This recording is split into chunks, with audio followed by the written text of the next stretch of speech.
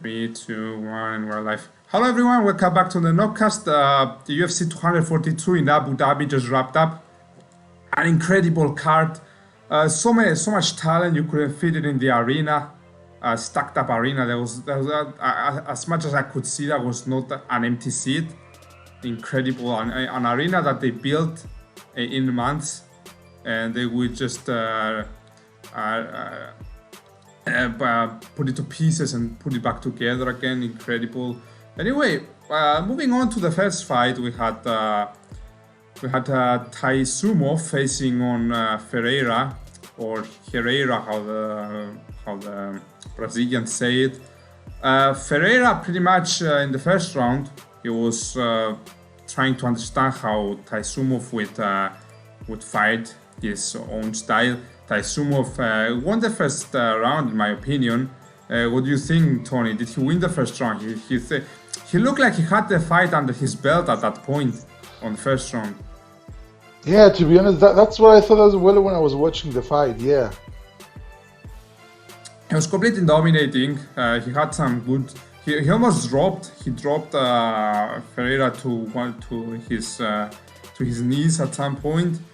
However, Ferreira goes to his corner after the first round, and his coach says, "I need you to move forward. Forget about checking them leg kicks. Just move forward and throw at him." What did Ferreira do? What a fighter has to do, of course. He followed his coach's advice and he moved forward like he never stopped throwing punches, just like Colby Covington. He just kept throwing punches after punch. 1, 2, 1, 2, 2, 1, 2, 2, 1, 1. He just completely obliterated his opponent. Like, there's no question Taisumov has no claim on winning this fight. Tony, do you think Ferreira showed an overwhelming performance? Overall, yeah. I expected a decent fight, and I don't know any of the two fighters well. Yeah, and I didn't know what to expect. Yeah, I didn't know what to expect, but yeah, from the looks of it, yeah, the result was a fair result. Yeah, threw over 200 significant punches, even probably more, as I don't really remember in my head right now. Anyway, next fight we had Curtis Blades facing off with Abdurakhimov, and I predicted Curtis Blades to win just for the reason that he's an absolute beast. He's an animal. The guy's like a bear, like like a grizzly bear. He could do anything he wanted. He enters the first round. He was like he hit me with an elbow standing, so I was like, you are going straight back down at the ground, grappling. He put Abdurakhimov at will on the ground, Curtis Blades. He just ground and pound Abdurakhimov. At the end of the first round, he's smashing his face so hard, and the bell saved Abdurakhimov. Second round starts, one of the same. He puts him down. I was watching with Tony the fight, and he was smashing his head so hard one could hear it. I was like, move the fight mic away from it. I could hear the smashes on his head was so loud, it's like a bus hitting a wall in full speed. And of course Curtis Blades throws that elbow. He turns his elbow upside down and smashes his nose into pieces. I saw Abdurakhimov grabbing his nose, which is a sign that he's in a really big pain. And of course the ref calls the fight off, and Curtis Blades picks up his win. He has only 2 losses to Ngannou, so we see where he moves from here. He's cracking top 4 already, so I expect him to fight the winner of Derek Lewis with the other fight. Absolute beast. Do you have anything to add to this fight? I think it was pretty dominant, not much to say about it. Yeah, from the moment that Blades entered the arena, I mean, the Mortal Kombat thing was playing, he was asserting dominance. That was a power move for me. I know it sounds unimportant, but anyway, yeah, he completely obliterated Abdurakhimov. I mean, he kept throwing him around like he was a sack of potatoes. It's a mountain of a man. Yes, he obliterated him with ease. You could see it. Based on what we're talking about here, like, there's no question. This man is an absolute animal. Anyway, I think we should move on to the next one. We have Islam facing Ramos, as the Brazilians called him. In Portuguese, I think, anyway. Islam enters the fight. Of course, this guy fights very similar to Khabib. They have the same coach, same team. Khabib's father, you can see on the photo, he's in the back. He's there. The guy is so fast with the jab, cracking the jab, to the point that Ramos couldn't take it anymore. I believe Ramos, 2 rounds, he was getting outstriked. I didn't see Ramos having his beats in the fight at any point of the fight. 3rd round reaches, Islam hits Ramos on the way-in. Ramos was on the way-in. He pushes Islam on the cage, and Islam throws a counter knee, puts Ramos on the ground, takes full guard, and the fight was pretty much over there. Islam just held him down, throw some punches here and there. Ramos is supposed to be very good on the ground, and that just shows how good those guys from Russia are in the ground and pound, especially from Khabib's team. Just shows how dominant those guys are on the ground. And Islam picks the win, of course, unanimous decision. Anything to add on this one, Tony? Well, I expected the match went as expected. I mean, Islam is fantastic on the ground, yeah, but Ramos, on the other hand, he's a Brazilian. Brazilians mostly are experts at Brazilian Jiu-Jitsu, and I expected it to be more, to not be more as sided. Yeah, not so one-sided as it was. Yeah, it was very one-sided. Islam dominated the match. Yeah, I expected more from Ramos, but yeah, the result would stay the same either way. All right, next one. In my opinion, this is the fight of the night. If you don't give the fight of the night to those 2 guys, the 2 next guys, it's absolutely atrocious. Like Paul Barbosa versus Paul Felder. What a fight! Those guys it was like a movie, a fighting movie. Those 2. Fight starts. Of course, Barbosa initiates the kicks. Paul Felder actually checked many of those kicks. So Barbosa started throwing on the body. He throws body kicks. It's like the guy's like swinging a bat at you when he's throwing his legs. And Paul Felder, of course, answered.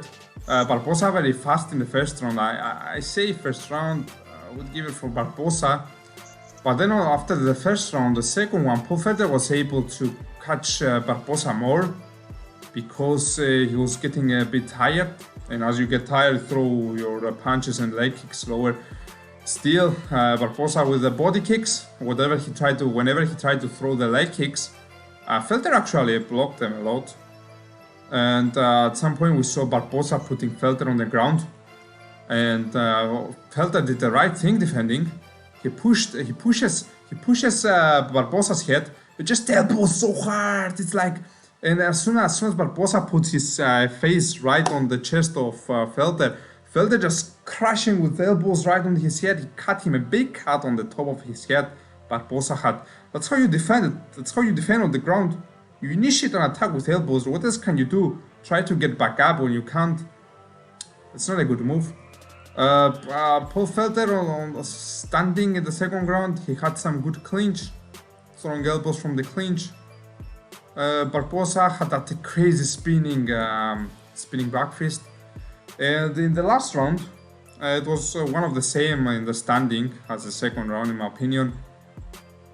How did you see this fight? The rounds, it looked pretty equal before I called the ending and express myself how I reacted live. Do you have anything to say about the overall 3 rounds?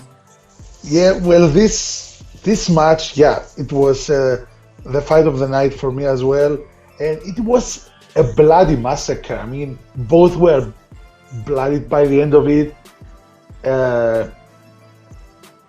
It was very intense, a very intense fight, and yeah, Barbosa with his kicks, Felder with his elbows. I mean, yeah, please announce what happened. At the end, Bruce Buffer picks up the mic and says, 30-27 for Barbosa. I was like, 100% Barbosa wins this fight. Continues to the second judge, says 29-28 or 28-27 for Felder. Felder looked so disappointed looking at the ground. He was like, I lost this fight. It was my redemption. My way of pulling back, righting the wrong as right this time. Then he moves on. Judge number 3, 30-27. Paul Felder gets even more disappointed. And then says for Paul Felder, winner by split decision, Paul Felder. I was like, oh my god, you could see disappointment in Barbosa's face. His face completely changed. It was like, how come the first one says 30-27? Or I was screaming like my legs out. And Felder just celebrates, of course. What else would you do in this situation? You celebrate like a madman. And I didn't see it. After the first one says 30-27, how can the third just say elsewhere? One of them is in the wrong? Completely. Of course I saw the fight very close. Those two judges didn't. Yeah, anything else to add? Well, yeah, I mean, after Paul Felder was announced the winner of the fight, he just started crying. I mean, he wouldn't believe it. He started crying, and yeah, when he was talking, he just couldn't hold it. Crazy, I couldn't believe it at that point, like madness. Last fight, Khabib versus Poirier. Fight starts, of course every fight starts by standing. His father, Khabib's father in the corner, his trainer. For the first time ever, by the way, we have to point this one, his father is able to be at his side in a UFC fight because he is not allowed in the USA. I don't know the reasons, maybe it takes time to get a visa or whatever he needs documents. He looks like a very cool, chill guy to me, his father. Moving on to the fight, Khabib did exactly what he does, went for his takedowns. Poirier, very one side, very bad. In my opinion, he didn't fight. He didn't fight his plan, like, you have to rotate in the. He said, "I'll cut my corners and throw my punches." The only punches I saw Poirier throwing are hooks, which is very easy. If you throw a hook, you're going upstairs, so your opponent is so easy to get a takedown on you. You throw hook, your hands are up in the air. He's throwing double hooks, opens all the way for Khabib for a takedown. Khabib takes a takedown. How do you stop a situation like that? By throwing a knee, throwing knees, throwing uppercuts. It's that simple. You either get too close to your opponent or you just throw your knees and your elbows, your uppercuts. Anyway, Khabib takes down Poirier. Instantly Poirier turns his back. He always gave his back. Khabib trying in the first round to get a neck crank and a rear naked choke. Poirier, zero defense on the ground. He was just trying to step back up, which is what the same fight Poirier fought. Barbosa did back in the days. I think it was 2015. He fought Barbosa. Fought the same fight with Barbosa on the ground, trying to get back up. Never gets back up. Second round, one of the same. Third round, second round at the start, Poirier got a good hook on Khabib, which it seemed like Khabib got a bit wobbled there, not much, didn't look like a big effect on him, didn't have a big effect on him. But then Khabib just takes down Poirier again, holds him against the cage. Poirier doesn't do anything, he's just trying to get back up by force, trying to turn around. Third round, Poirier tries to get a guillotine when Khabib was on his way and he actually got it on the ground. He kept squeezing, he could only put one leg up, so he couldn't put the second one and push Khabib's back down so he can get a proper guillotine. And he wasted all his remaining energy there, Poirier. And then it was easy for Khabib having his back, like it happened in the first and second round, giving his back all the time. And Khabib pulls a rear naked choke. Fight ends and we still Khabib is the lightweight champion, rightly so. He plays his game plan. It is for many people boring, but what do you do as you're his opponent? You have to find a way to stop it. What do you do to stop such situation? Don't give your back all the time. Try fall back to full guard yourself and initiate attack from there with elbows.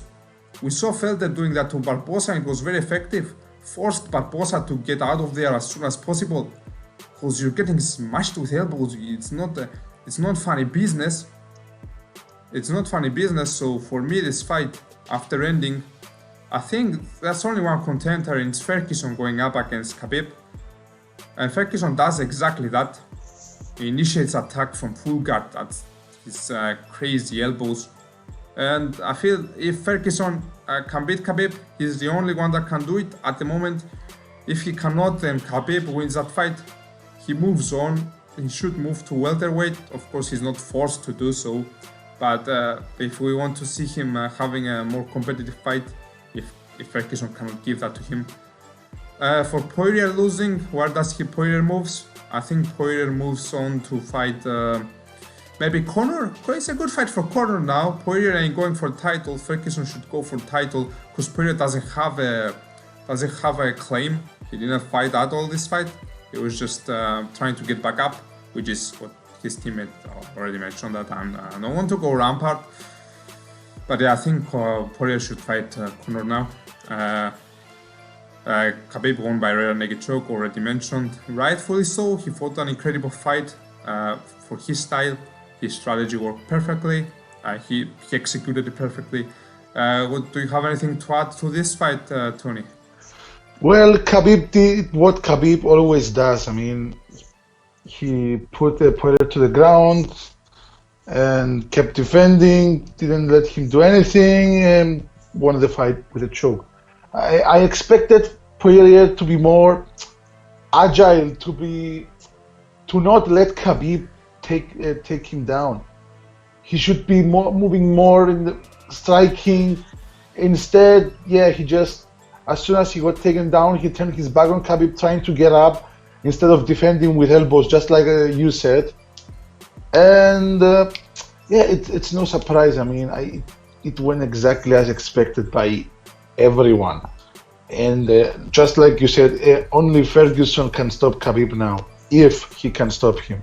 Yeah, he's the only one that can initiate that attack on Khabib. I don't see anyone else. Conor did a great fight. If you watch Poirier and Conor and compare the fights, Conor fought a very good fight. He stopped many of the takedowns. We saw in the first round 4 out of 5 takedowns.